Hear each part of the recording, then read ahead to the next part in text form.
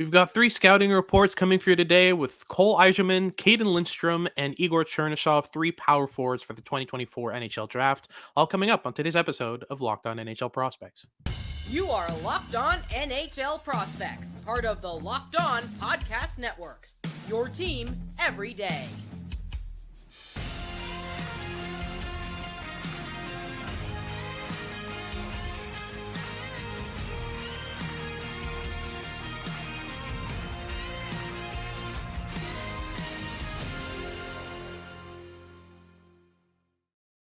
Hello, and welcome back to Locked On NHL Prospects, part of the Locked On Podcast Network, your team every day. On this podcast, we break down everything prospects related for you 5 days a week, Monday to Friday. I'm Hattie Kalakash, joined by Sebastian High. And on today's episode, we're going to be going through three power forwards games for the 2024 NHL Draft. We'll start off with Cole Eiserman, one of the tentative kind of top five considered players on the ladder rankings. We'll talk about his game, what we saw in his kind of profile. We've watched each a game from the summer showcase at the World Junior kind of summer showcase where a bunch of U20 teams face each other. Cole Eiserman was a part of that. Then we'll talk about Cayden Lindstrom, a kind of under-mentioned player for the 2024 NHL Draft who was fairly impressive in our viewings and has been getting some kind of traction recently. So we'll talk about his game and where he projects. Then we'll end things off with a personal favorite of mine in Igor Chernyshov. I've been following his game pretty closely since last year, and he's only gotten better. So we've watched a game each of him as well, and we'll talk about that in detail. Before we get into any of that, just a reminder that today's episode is brought to you by Game Time. Download the Game Time app, create an account, and use code LOCKEDONNHL for $20 off your first purchase. If you're watching on YouTube, make sure to like and subscribe. Leave us a comment letting us know what you want us to talk about next. And if you're listening on your favorite podcasting platform, make sure to make us your first listen of the day. It's always very much appreciated. So, Sebastian, let's get started here with Cole Eiserman. He's been getting a lot of hype, and I've seen him as high as second, third overall for the 2024 NHL Draft in these tentative rankings. So far in the viewings that we've both seen from him in at the summer showcase, I see a very unidimensional player, a player who is good at one or two things and does them really, really well. But outside of that, I don't see a lot of reason to kind of consider him in that top three. So let's start with the game that you watched. It's a game he didn't score in. He scored in one of the two games we have available to us. What did you see from him in that game that stood out? And what are your major concerns so far in this game that could potentially leave him out of a top five or that kind of thing? Yeah, I mean, I'll preface it by saying that this was like both of the viewings that we had were of Cole Eiserman when he was still 16 years old against Yep. mainly 19 and 20-year-old competition. Mhm. So he was playing against some players that were a lot older than him and some of the best players in that age group. Yep. That said, there were definitely some things that I thought were quite notable, despite like the difficult circumstances that Eiserman was playing in there. Yeah. I thought that his defensive engagement was really, really low. I didn't really see a single effective back check in his entire game, and he played around 12 minutes, so you'd hope to see a couple in there. Mhm. I thought that his two-step acceleration was a bit of a question mark. He struggled to kind of gain separation from his opponents, and yeah, like overall, like just the overall explosiveness in his lower body, I thought that it needs improvement in order to benefit his style of play, which is he is a pure goal scorer. He tries to find whatever way he can to get to high danger situations and Yeah. areas and to get the puck in the net. But if you're unable to kind of create separation with your feet, you have to create separation by thinking ahead of players, by Mhm. anticipating play, by a variety of different means. But when he's not really able to gain separation with his feet and he's playing against players that are 3 or 4 years older than he is, it's a bit difficult. And I think that showed in this game. But that said, he still got a lot of shot attempts from high danger areas. He's quite effective at getting open down low. He's constantly like kind of moving around the slot off puck. I think he's quite an effective off puck player in the offensive zone. He's really good at not just finding space, but creating space for himself by taking some lateral movement and shifting like not only like where he's going in the offensive zone, but also the angles at which he's attacking defensive structures. It kind of just prod holes into them. And I thought that was still quite good in this game. But he struggled a lot with the puck on his stick. I thought he became a bit static, and I thought that with the puck, he was really trying to do everything on his own. He really looked like he was on a solo mission in this game rather than playing with his teammates. And I noticed that a little bit towards the end of last season too with the NTDP, where he'd been playing with them for like 5 or 10 games at that point. And I kind of saw a similar thing where Higgins, for instance, looked like he was the best player on the team. But yeah. That's 2025 NHL draft eligible James Higgins, by the way. But whereas Eiserman looked like a very good player playing in the lineup rather than on the team. And I saw a similar thing here. So I'm curious to kind of see how that develops throughout his draft year, if he really is able to start clicking with line mates and playing in tandem with them rather than trying to do a lot of things on his own. But yeah, like his strengths as a goal scorer were quite clear in this game. Like the instincts are great. The shot is really, really strong. Like he's one of the best pure goal scorers in this class for sure. But there's also definitely elements of his game that remind me a little bit of a guy like Alexander Holtz, for instance, where he has those couple high-end tools to put the puck in the net, but the complementary assets are definitely still quite raw at this stage. Yeah, no, absolutely. I mean, you said it really well when you said he felt more like a player who was he was a good player on the team rather than a part of the cog, like a cog in the machine rather. He's a player who in isolation does a lot of things good when it comes to creating space in the offensive zone in terms of exploiting opportunities to use a shot. I just don't think he sets himself up well enough. You know, before he gets to the offensive zone in order to help himself get the best chance possible. You know, he's going to get a lot more shots if he contributes defensively, if he, places himself in positions where he's not the primary offensive force, but he's setting himself up to create space for his teammate. I love his offensive zone movement, but I do want to add a caveat to that. He uses his offensive zone movement in order to create chances for himself exclusively. I don't see him moving the offensive zone to create space for his teammates. He doesn't yet have the awareness to occupy space in order to draw a player in and open up a passing lane to a teammate, for example, or that kind of thing.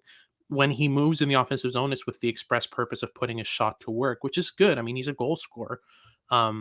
But it takes advanced awareness to be able to move off the puck in ways that help your teammates as well. And that'll get him more shots. Because then after he opens up a passing lane to his teammate, he can crash the net. He can, screen the goaltender, that kind of stuff. I mean, the stuff you want to see from a power forward. I don't see a power forward game from him yet.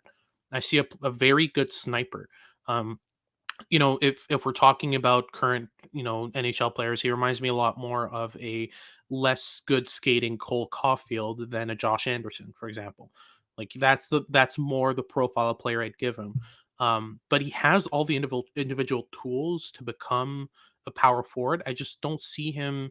I don't see the power forward mindset. I don't see the mindset of dragging the puck to the net through 3 players, out muscling players along the boards, cycling pucks, that kind of stuff. He's a lot more of a passive move and shoot type of player. Those have their merits, but so far for me, he's more of an outsider to the top 5 than a definite top 5 player for the 2024 draft. So. And he's kind of the consensus number 2 guy at this point, at least from what I've seen in terms of like the rankings that are already out there. Like he's kind of like ahead of Ivan Demidov in most consensus rankings, which I don't quite see yet either. That said, I do think there's a fairly clear path for him to take some pretty big strides. Again, this is one of the younger players in the draft class, which definitely has some merit.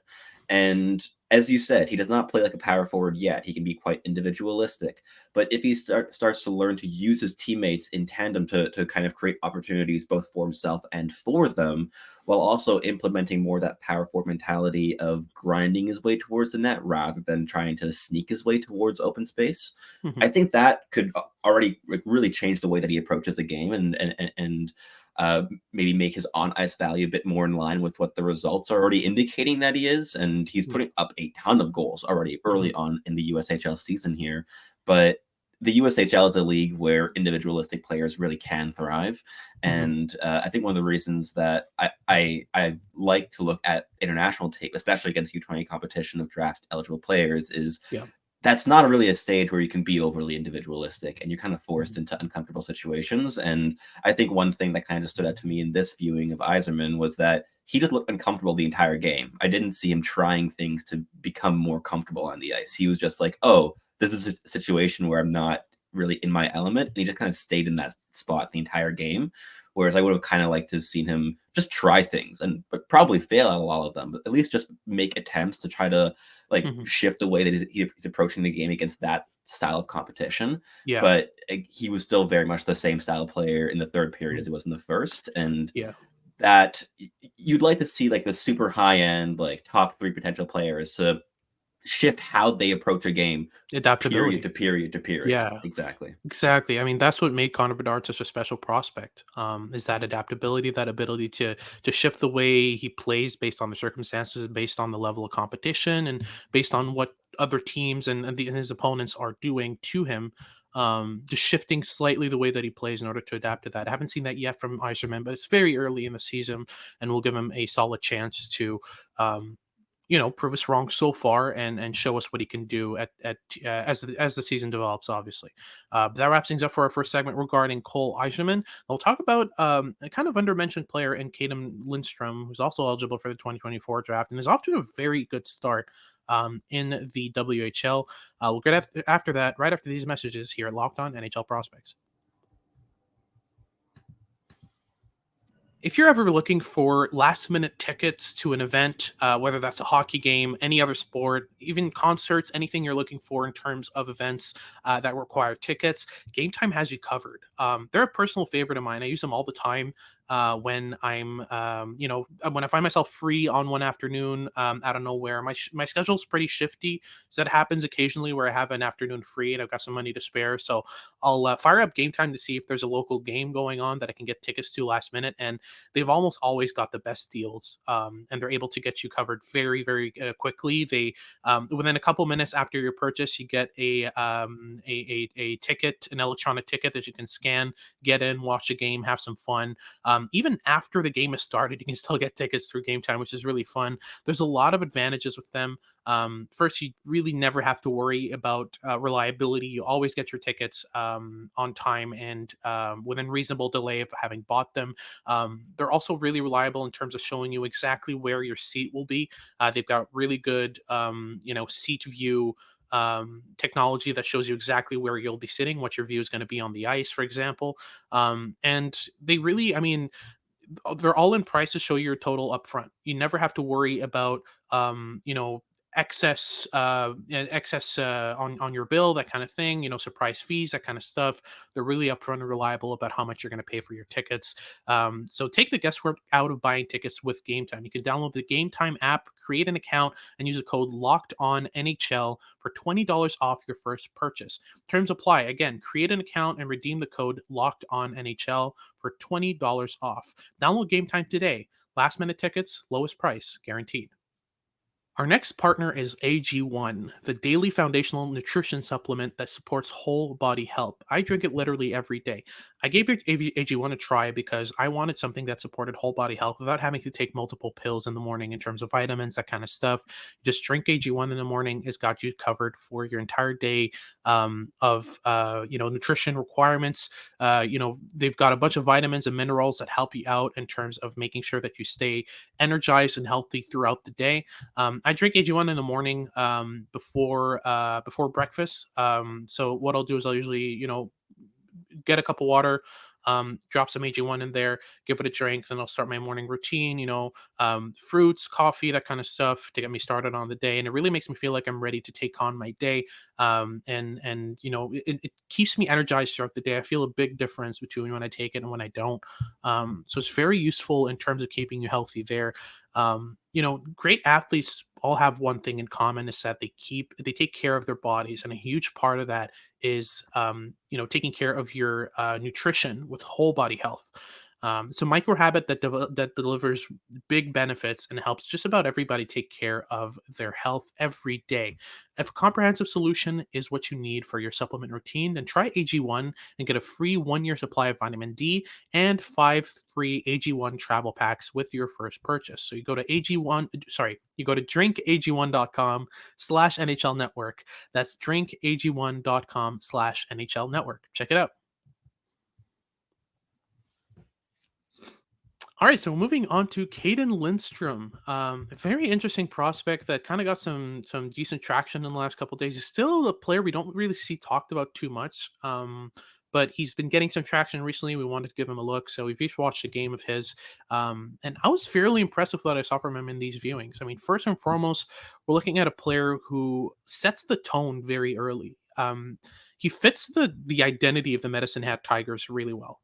He's the type of player who plays with a chirpiness, with a kind of, he's very active between the whistles. Let's just say that. I mean, almost constantly he was getting in players' faces after the whistle, chirping them very clearly. I mean, he was looking them straight in the eye and saying some things that got him some face washes. Like he's that type of player.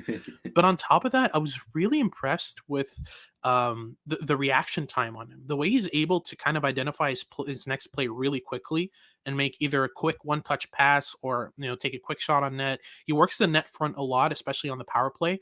And that suits him really well because of how quickly he's able to react to loose pucks. That netted him a goal, and also got him an assist as he played a one-touch pass to a player with his back to the play. He just immediately knew that his player was going to be there. The reaction time's really interesting, and yeah, like I said, chirps a lot of post whistle shenanigans. But the puck skills are definitely there. I'm not sold on the skating stride though. I feel like there's, he's fairly rapid. He's got really good crossover use, but the form's a bit weird. I don't see a lot of width in his base. I don't see a lot of balance. What are your thoughts though on Cayden Lindstrom so far? Yeah, he's a ton of fun. I think the skating I'm not overly concerned of because Mhm. in the end, he covers a ton of ice Yeah. fairly efficiently.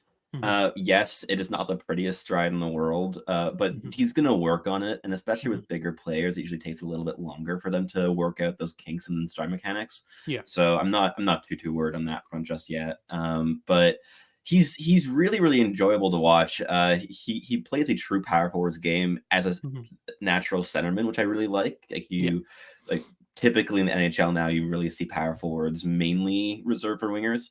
Mhm. So it's always nice to see a true center playing a real power forward game, and he really does. Like Mhm. he crashes the slot. He's constantly trying to drop the shoulder, try to Mhm. force his way to the net front. Yeah. He loves to attack off the rush and attack with speed. So Mhm. working on this game mechanics will benefit him a ton by making those attacks more fluid and more comfortable for him. Yeah. But he's still able to do so against the WHL competition quite easily with his Mhm. current skating base. And I don't think he's going to graduate from the WHL in the next 2 years. So Yeah. he'll have some time to kind of work out on the skating there. And defensively, I quite like how aggressive he can be. He likes to close those gaps quickly and be Mhm. just a real nuisance to play against in his own zone. He can sometimes forget to scan defensively. He can kind of get a bit tunnel vision at times and hyper focus on the puck carrier. So I wouldn't call him like a really high end defensive player just yet, but I Yeah. think that he has all the makings to become a real nuisance in the defensive zone and to be a pretty effective F1 in the offensive zone as a forechecker. He's really, really good at applying pressure of players that are skating towards him. He's a bit less effective when there's dangers all around him, like in the defensive zone. But yeah, a ton of things to be really excited about. And with the puck on his stick, he's a fairly strong handler. He tries to find simple solutions to complex problems. Like he tries to simplify his play, and he doesn't try to do too much, Mhm. which I always appreciate. He values possession. If he's under pressure, he's going to try to quickly find an outlet and try to get the puck to a teammate.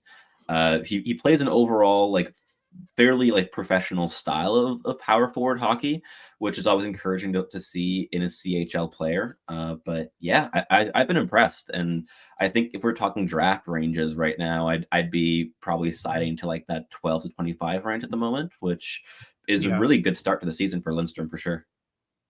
Yeah, absolutely. I mean, you mentioned him being, the type of player who's probably going to spend a couple years in the WHL.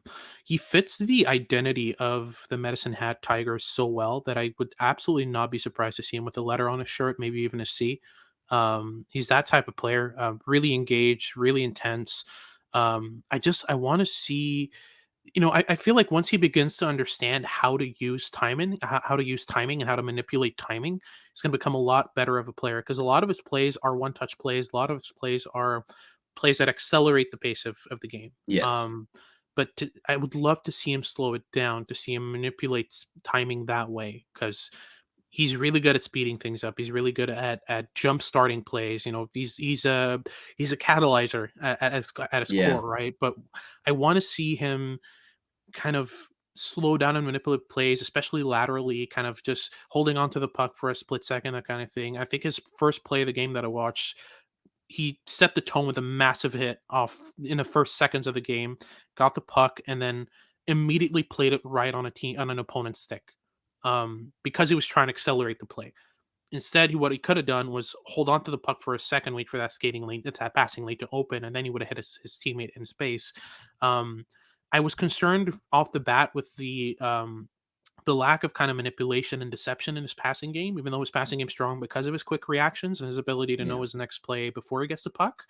But as the game went on, I saw a lot more manipulation and deceptions in other areas of his game: his shot, his stick handling, his skating routes. Faking a pass one way, spinning off a player, that kind of stuff. So I'm not too concerned with the manipulation and deception, but I am concerned with the usage of timing, because that's the difference for me with Lindstrom either becoming a top six player or a bottom six player. Is his ability to manipulate timing. So I'm looking forward to see how that develops. But do you think he gets there? Do you think he kind of projects as more of a top six player? Can you see him in that role, or is he the type of player who will be a very impactful kind of bottom of the lineup player? I think we're going to spend the next 7, 8 months debating that and figuring Yeah, that out in our draft rankings.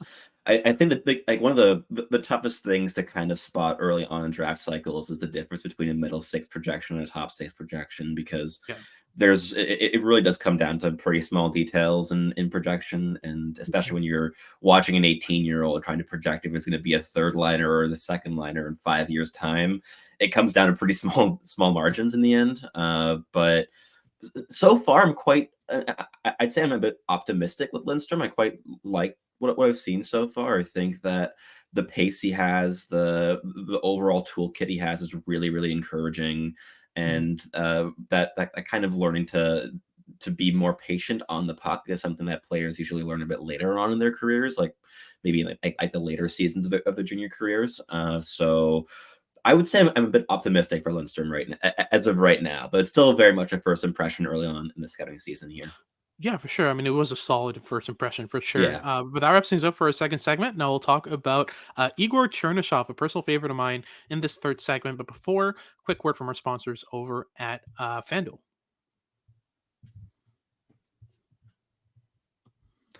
Snap into action this NFL season with FanDuel, America's #1 sportsbook.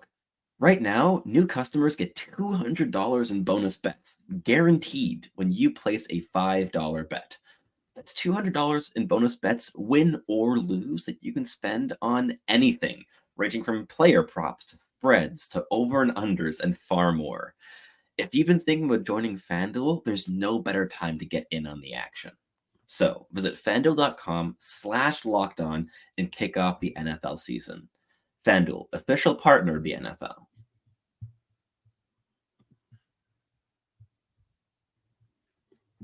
All right, so closing things off, we've got Igor Chernyshov, a personal favorite of mine that I've been following for a decent amount of time, and safe to say that so far there's been some decent progression in this game, but a lot of the same as well, which is good because he does a lot of things very well.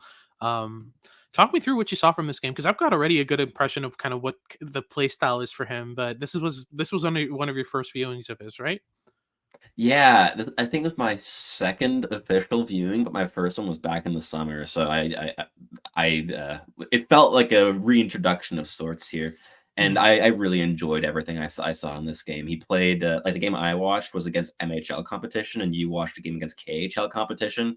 Yeah. And considering that my main takeaway from the game was this guy should not be in the MHL, and that is for the good of the MHL and for his own development. Yeah. Like he stood out tremendously in this game against junior competition, and he played the style of play of like an AHL player. He was constantly initiating contact. He was constantly playing with a ton of pace.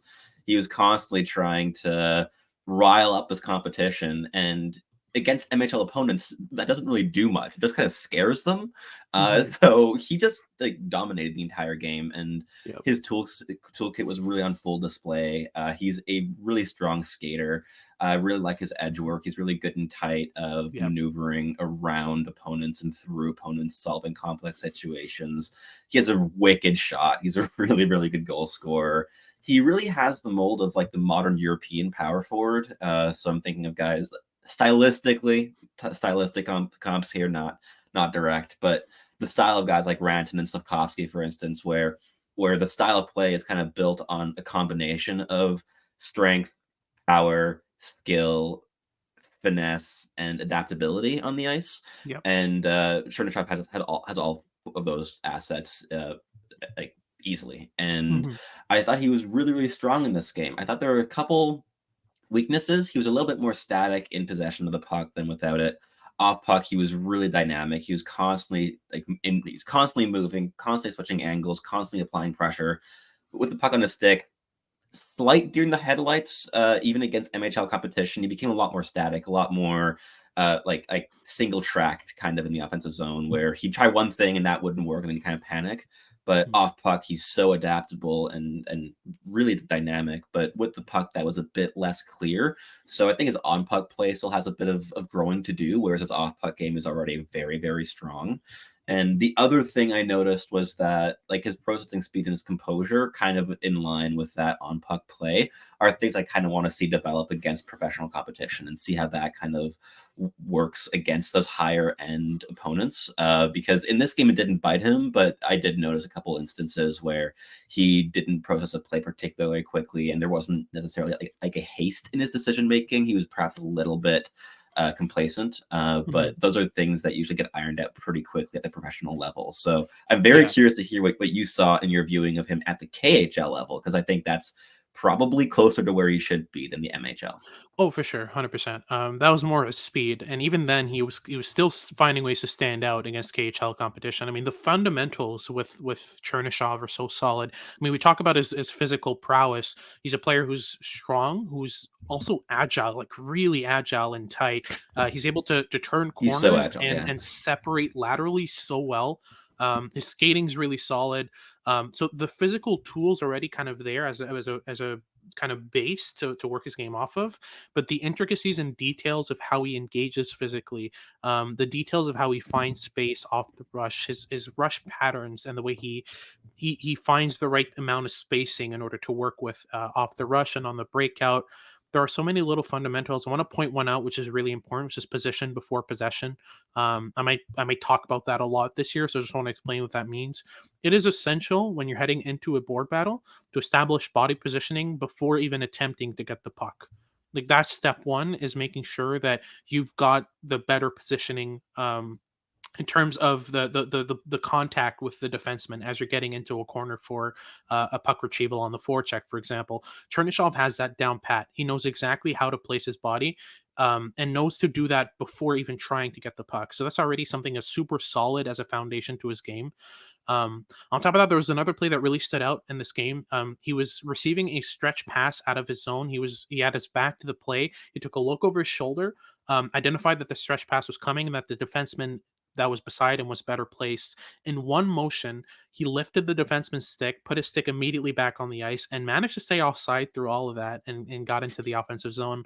So there's small, intricate details like that that make his game so projectable. On top of that, I felt like he was a lot less deer in the headlights against KHL competition. He was a lot less willing to hold on to pucks too long, or he was playing more at the pace of the KHL, and letting that kind of dictate what happens. Because in the NHL, I feel like he knows it as well. He's got Of time and course. space to make plays. Oh He yeah. knows he's strong enough to push around anybody in the MHL, and I mean anybody. So he can hold on to pucks. He can do basically whatever he wants. But at the KHL level, you saw a major difference in that, and I was really, really impressed with him in this game. I still think, as you said, the composure is a concern. He does tend to accelerate plays at times where he could just hold on to the puck for a sec. You saw that at the KHL level for sure. I saw a player who occasionally would panic and throw pucks into areas when he had time and space to work with. For example, there's a 2-on-1 where he had the puck and he had a teammate coming in. He saw the teammate was there, but instead of shifting his skating, so instead of going, he basically went the same speed the whole time, and then tried to manipulate with his stick handling to open up a passing lane. But the defenseman was smart enough to get in there and get the puck. Whereas if he had manipulated with his feet instead of his hands, he probably would have gotten that pass across. So small details like that show a bit less composure and a bit of rawness. But overall, his game is mature. He's skilled. He's strong. He's fast. I mean, there's just so much to like in Chernyshov's game. And yeah, like I said, his lane switches, his rush patterns on the breakout were really impressive. He also covers often for his defensemen. You saw that a lot in the KHL, which is a thing that usually, I mean, rookies in the KHL tend to get overexcited and try to blow the zone and try to create offensively and stick handle through everybody. That's not Chernyshov's game. He knows what works and he sticks to it, and that's just amazing. And it makes you smile as a scout watching his games.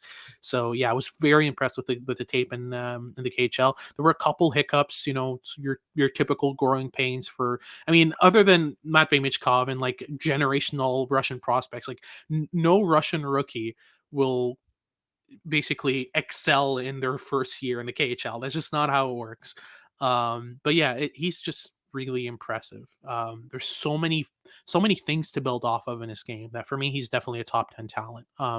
He's shown that so far in the 4 or 5 viewings I've gotten from him so far, and I feel like you're going to agree the more you watch him, especially in the Yeah. KHL. You're going to see a bit more of what I mean in terms of he plays the style of a pro and plays the way he adapts the way he plays to his competition essentially, which is a thing that we didn't see with Cole Eiserman that we definitely see Yeah.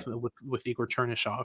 So yeah, I mean, in terms of power forwards, he's probably my favorite in this draft class. I can say that for I sure. would I would concur from my samples so far in the draft class. Yeah, Even if you throw in Cole Eiserman there, and whether or not he's a power forward is definitely a bit contentious, yeah. as we discussed earlier in this episode. But Mhm. even if you throw him in there, so far I've been more impressed with Chernyshov than I have with Eiserman in like just overall as a prospect. Yep. So it's going to I be don't think interesting to keep watching it this season. But yeah, Chernyshov's not the bigger name than Eiserman as of yet, but I yeah. think he will be eventually.